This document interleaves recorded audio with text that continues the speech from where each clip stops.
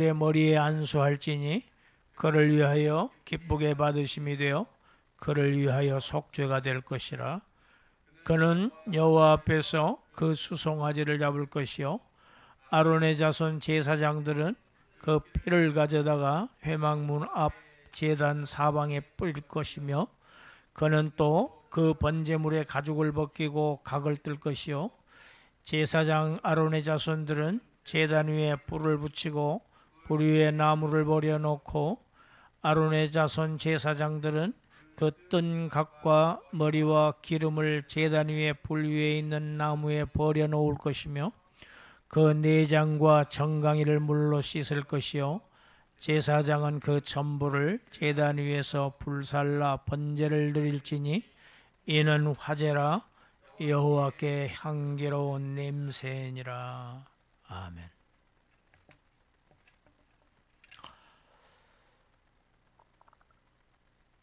오늘날 강단에서 레위기 설교를 들을 수가 없습니다.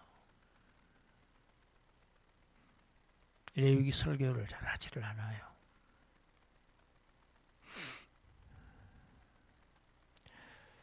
나름 이유가 있습니다.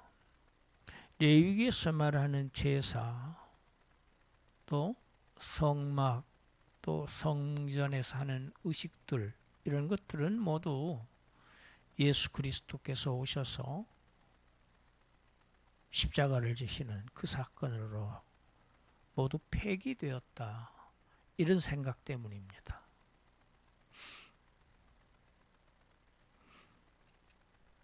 그렇습니다. 히브리서가 그렇게 얘기하고 있습니다. 히브리서 7장 27절 우리 읽어봅시다. 그는 저 대제사장들이 날마다 제사 드리는 것 같이 할 필요가 없으니 이는 그가 단번에 자기를 드려 이루셨음이라. 예수 그리스도께서 구약에서 드렸던 모든 제사를, 그 모형 제사를 실제로 십자가에서 완성하셨어요. 그래서 그런 제사 드릴 필요가 없다고 히브리서가 얘기하고 있습니다. 10장 18절도 그런 말씀이죠. 읽어봅시다. 이것들을 사하셨은즉 다시 죄를 위하여 제사 드릴 것이 없느니라. 속죄 제사가 십자가에서 드려졌기 때문에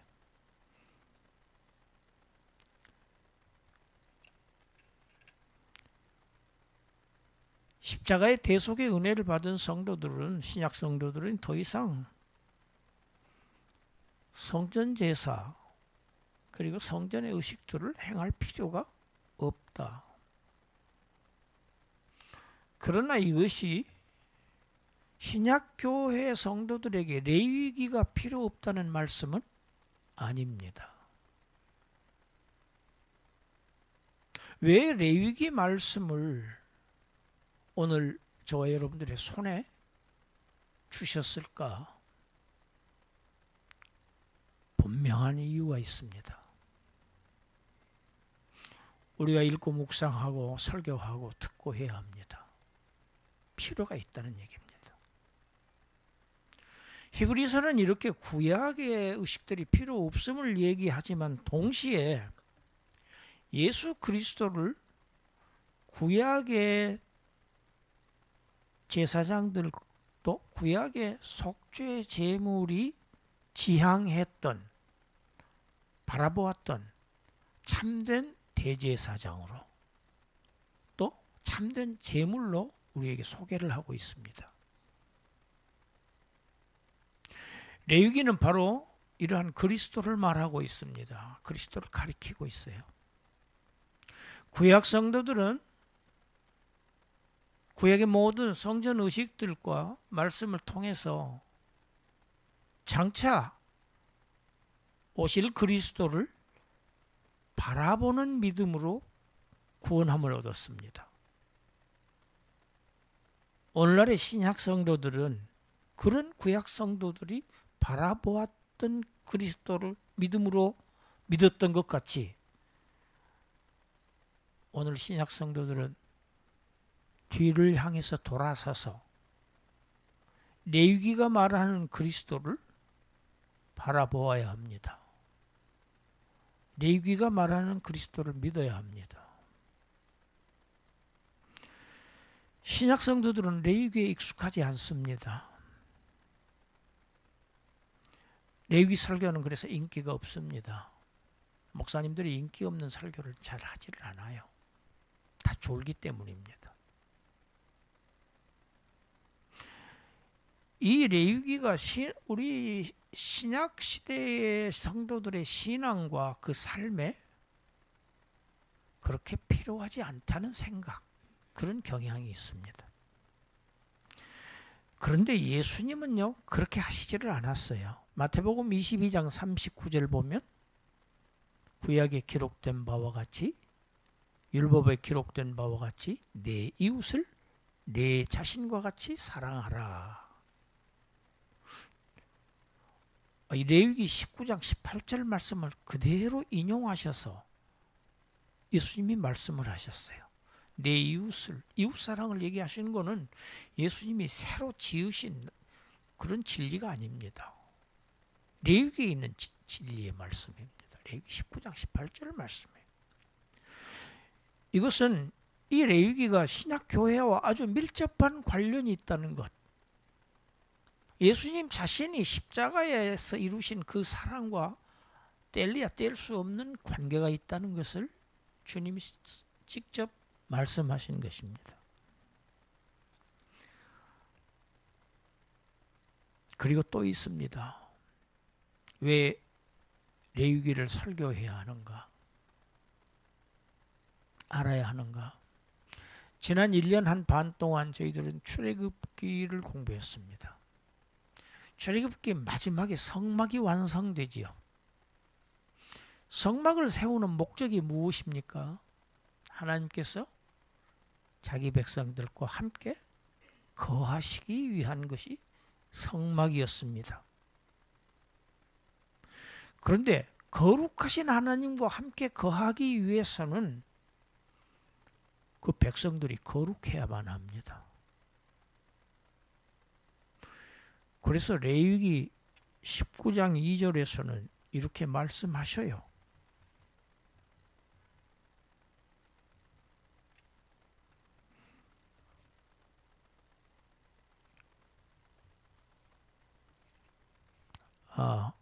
PPT가 지금 없습니다.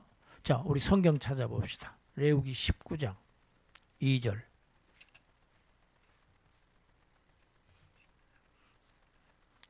오늘 1장 1절이죠.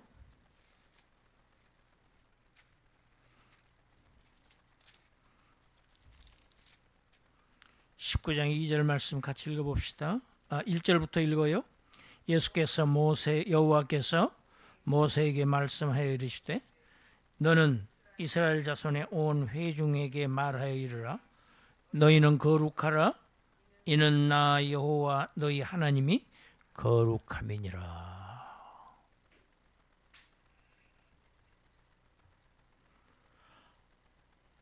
하나님이 거룩하십니다.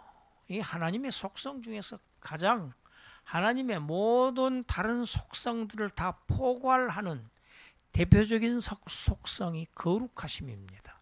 거룩이에요. 하나님은 거룩하신 하나님이에요. 그러니까 하나님과 함께 거할 백성들은 반드시 하나님 닮아야 합니다. 닮아서 거룩하라는 명령을 하셨어요. 이 레위기의 가장 중심되는 주제가 바로 거룩입니다. 거룩함입니다. 거룩함을 어떻게 이루어가면서 살 것인가? 그리고 레위기를 반드시 공부해야 할 목적이 또 있습니다. 예수 그리스도의 속죄의 은혜를 받고 지금 저와 여러분들은 신약 성도들은 다 성화의 길을 걷고 있습니다. 점점 거룩해져야 돼요. 점점 거룩함이 완성되어 가고 있는 중입니다. 주님 오시는 날 이게 이제 완결되겠죠. 성화의 길을 걷고 있어요. 그래서 성령님을 보내주셨죠. 거룩하신 하나님의 영이 우리를 함께 성화의 길을 걸을 수 있도록 우리를 지도하시고 인도하시고 깨닫게 하시고 이 시간에도 이곳에서 임재하셔서 이 거룩한 말씀들을 깨닫게 하시고 우리를 감화하시고 교훈하고 계십니다. 신약 성도들의 최대의 과제는 거룩한 삶을 이루어내는 것입니다.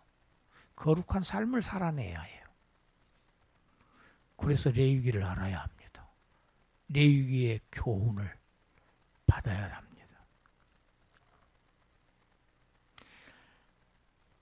하나님과 함께 거할 하나님의 백성들은 아직 죄성이 있습니다. 여전히. 그리고 아직 죄 가운데 있습니다. 죄 가운데 살아요. 매일매일 보고 듣고 먹고 하는 것들이 다 죄들입니다. 이 죄인인 백성들이 거룩하신 하나님과 함께 거하는 것, 이것은 불가능합니다. 그것이 바로 죽음입니다.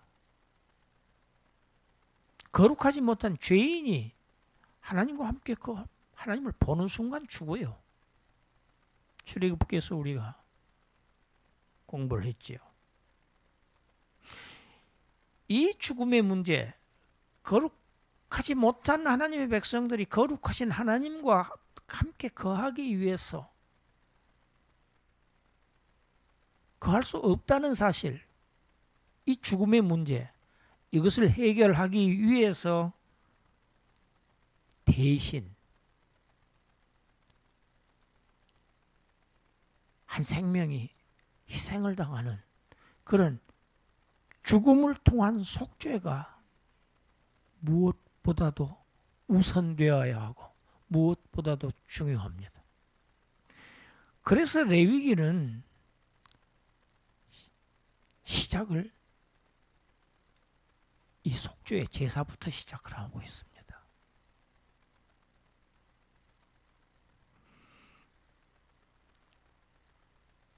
오늘 조금 전에 우리가 1절부터 9절까지 읽었습니다. 이 번제입니다.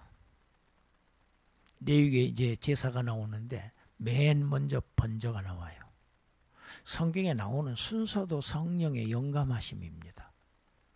출애굽기 다음에 레위기가 나오는 성경의 배열도 역시 성령의 영감하심에 따른 것입니다. 저는 출애굽기 설교를 마치고 지난주에는 다니엘서 말씀을 전했죠. 많은 생각을 하고 많은 기도를 했습니다. 무슨 말씀을 전할까요? 자꾸 묻고 또 묻고 물었습니다. 근데 답이 너무 분명한 거예요. 창세기 했고 창세기가 출애굽기로 이어지고 야곱의 자손들이 애굽으로 들어가는 것으로 창세기가 끝나죠. 그리고 출애굽기, 이제 애굽에서의 야곱의 후손들의 이야기, 구원, 마지막 성막. 성막을 지은 목적은 하나님이 함께 하시기 위한 것인데 거기에 반드시 필요한 것이 거룩함입니다. 거룩함. 레위기를 설교해야 맞습니다. 그런데 저는 굉장한 부담감을 느꼈습니다. 아까 말한 그런 이유들도 있습니다. 레위기가 인기가 없어요. 좁니다. 재미가 없어요. 그리고 설교하기도 굉장히 힘듭니다. 오래전에 제가 히브리서를 강의한 적이 있습니다. 히브리서를 강의하면서 레위기를 곁들여서 할 수밖에 없습니다. 그때 레위기가 상당히 많이 이렇게 말씀이 전해졌습니다. 그러나 레위기서를 강의한 적은 한 번도 없습니다. 이번이 처음입니다. 레위기를 어렵고 힘들고 조금 딱딱하고 인기가 없을지라도 설교해야 되지 않겠느냐. 자꾸 말씀하셨어요. 그래서 명령대로 주님을 의지하는 믿음을 가지고 주님께 간구하며 기도하며 오늘부터 레위기서를 강의하려고 합니다. 번제라고 하는 우리 성경은 번자가 굽는다고 하는 구울 번자입니다. 제사제주요. 제물을 불태워서 드리는 화제라는 제사의 방식을 따른 제목입니다. 번제는. 그런데 이 히브리서 이 원어 성경에는 이 번제를 울라라고 하고 있는데, 이 울라라고 하는 뜻은 위로 올라간다는 뜻입니다. 예물을 제단에서 불태우면은 그 연기가 위로 하나님께로 올려지는 향기로운 제사라는 뜻이 원래 이 원어적인 의미입니다. 그러니까 원어는 내용과 의미를 주고 있는 용어인데, 우리 번역 번제는 제사의 방식에 방점을 둔 그러한 제목을 택했습니다.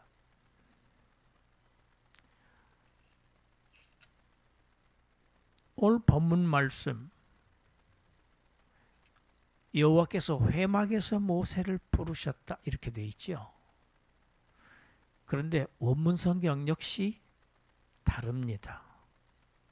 그냥 여호와께서 회막에서 모세를 부르셨다가 아니고 바이크라라고 하는 단어가 제일 앞에 나옵니다. 이 바이크라라고 하는 단어는 영어 and입니다. 그리고 부르셨다입니다. 무엇을 말씀합니까? 레위기가 출애굽기 40장과 연결된다는 것을 의미합니다. 따로 떨어진 말씀이 아니라는 얘기예요. 그래서 이 바이크라라고 하는 이 단어 때문에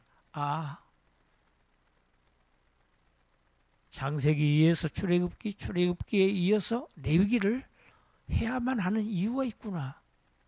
이 한 단어가 벌써 이유를 설명하고 있습니다. 그리고 야훼께서 성막에서 모세를 부르셨다. 그리고입니다. 근데 우리 번역 성경 이런 단어를 빼버렸어요. 맥을 끊는 겁니다. 우리가 공부한 것처럼 출애굽기 40장 그 이전에는 여호와께서는 모세를 시내산으로 불러 올리셔가지고 시내산에서 말씀을 하셨어요. 모세에게. 그런데 이제 성막이 세워지고 성막 위에 하나님의 영광이 성막에 충만한 이후로부터는 하나님은 모세를 시내산으로 올라오라고 부르시지 않아요. 성막에서 부르십니다. 할렐루야. 그래서 여호와께서 회막에서 모세를 부르시고 그렇게 돼 있죠. 이게 굉장히 중요한 의미입니다. 출애굽기에 연이어 있지만 지금 무엇이 다른가를 지금 완전히 국면을 전환하는 용어가, 계속적인 의미가 아까 마이크라 그리고 부르셨다, 그리고라는 단어인가 하면은 회막에서 모세를 부르셨다고 하는 것은 시내산과 대조하고 있는 개념이 아주 짙게 깔려 있습니다.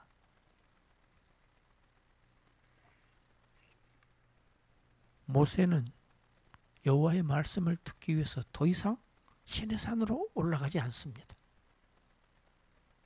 여호와께서 회막에서 부르셔요. 하나님의 임재입니다. 그래서 회막에서 부르시고 회막에서 그에게 말씀하십니다. 성막. 여러분, 이 성막, 회막, 성전 발전하지요? 신약의 교회입니다. 하나님이 임재하시는 곳, 백성들 가운데.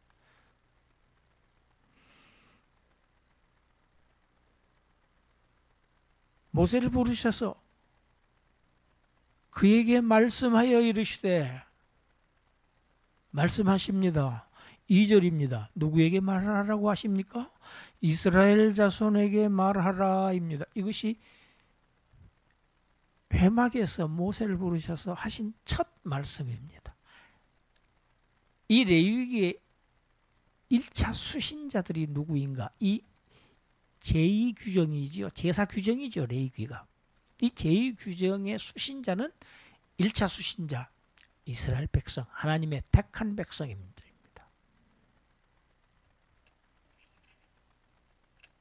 너희 중에 누구든지 여호와께 예물을 드리려거든.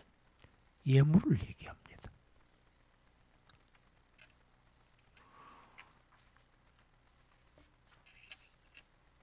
오늘날 교회에서 너무 헌금 얘기를 많이 해서 예물 얘기를 하면은 예물 단어만 나와도 스트레스를 받습니다. 근데 레위기는 시작부터 예물 얘기를 하고 있어요. 왜 예물 얘기를 하나? 시작부터. 이스라엘 백성들은 하나님과 언약 관계에 있는 백성들입니다. 하나님과 약속을 맺은 백성들이에요. 그 언약 백성들은 하나님 앞에 나아가야 합니다. 그래서 하나님과 교제가 계속 이루어져야 돼요. 하나님과의 만남이 지속되어야 합니다. 끊기면 안 돼요. 끊기면 그건 열매가 없어요. 공급이 안 돼요. 생명의 공급이 끊깁니다. 그를 만나서 그들을 구원하신 하나님을 만나서 하나님과 끊임없는 교제를 하기에 앞서서 그들의 마음이 하나님을 향해야 합니다. 백성들의 마음을 하나님께로 향하는 것이 하나님 앞에 내어놓는 예물입니다. 할렐루야.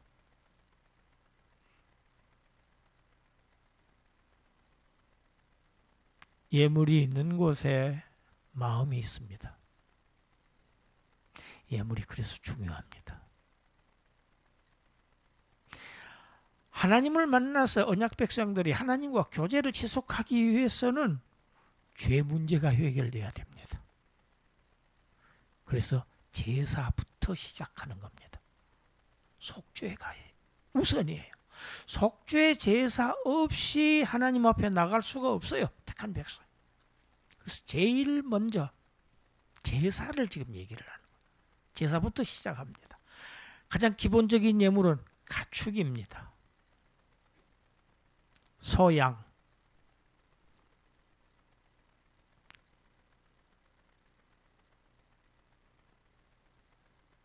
아무 비용이 들지 않는 야생동물 예물로 하시질 않습니다. 그런데 다 소나 양만 하라고 하는 게 아닙니다. 가난한 자들의 예물이 있습니다. 비둘기입니다. 집비둘기, 산비둘기. 아니, 산비둘기는 야생동물 아닌가 할 수 있습니다. 그러나 학자들은 이 산비둘기도 집비둘기의 일종일 것이다 이렇게 해석을 합니다. 왜냐하면 가축 중에서라고 하기 때문에, 가축이라고 하는 단어 때문에 그렇습니다. 여러분, 조리도 가축으로 분류됩니다. 가난하다고 해서, 아무리 가난하다고 해서 번제에서 제외되는 백성은 없다는 것입니다. 누구든지 하나님 앞에 번제를 드릴 수 있고 드려야 한다. 그리고 3절부터 9절까지는 제일 먼저 소를 번제로 드리는 경우, 소의 번제입니다. 흠 없는 수컷 송아지입니다. 숫송아지입니다. 왜 수컷을 하나? 수컷이 암컷보다 더 비쌉니다. 고가입니다. 그래서 중요시합니다. 저는 축산을 20년간 했었습니다. 암소로 번식하는 축산을 했지요. 그런데 송아지를 날 때마다 조금 기분이 다릅니다.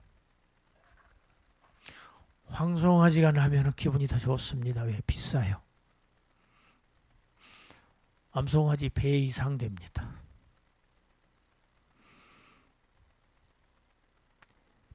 값을 얘기하는 것뿐만 아니라 더 중요성 때문입니다.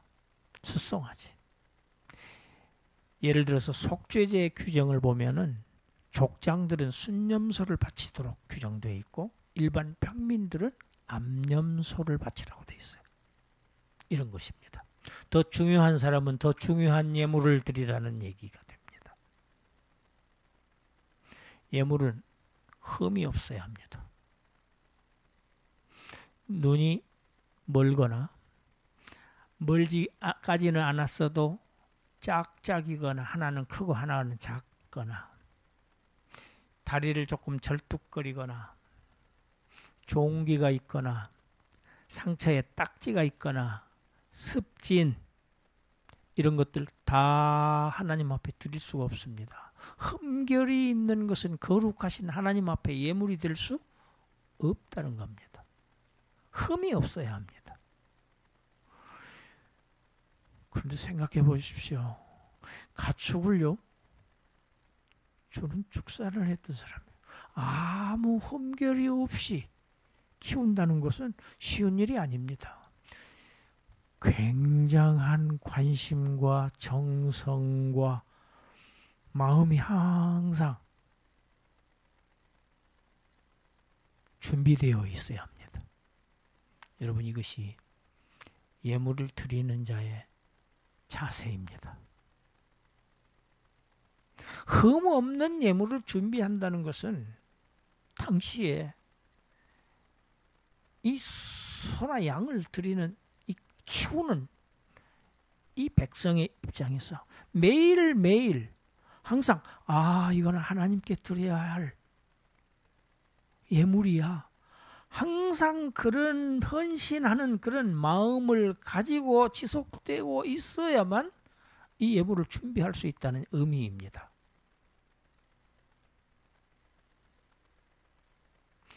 이 희생제사를 드리는 백성, 이 흠없는 예물을 회막으로 들어가는 성소 입구, 회막문으로 그 예물을 가져와서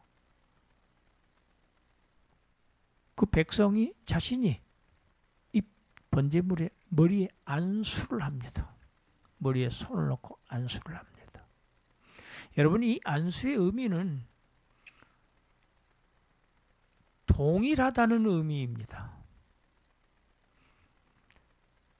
지금 예물을 드리는 이 백성과 이 예물이 똑같다는 것을 지금 나타내는 게 안수의 의미입니다. 안수하는 순간에 이 하나님 앞에 예물을 드리는 자의 죄가 이 예물에게 전가됩니다. 이전됩니다. 그래서 그 순간부터는 바로 이 예물이 드리는 자 자신의 대신이 되는 겁니다. 대리자가 되는 거죠. 바로 이 예물은 드리는 자 자신을 의미합니다. 안수하면 기쁘게 받으시게 되어서 그를 위하여 속죄가 될 것이라. 속죄가 될 것이라. 이 백성을 대신하는 드리는 자를, 예물을 드리는 자, 제사 드리는 자를 대신하는 이 짐승이 이제는 죽임을 당할 것입니다. 왜? 산채로 드려지는 예물은 하나도 없었어요. 다 죽여서 제물이 됩니다. 그 죽음이 하나님의 거룩하신 분노, 그 분노로부터 이 예배자를 덮는다, 보호한다 하는 의미를 가진 용어가 속죄라는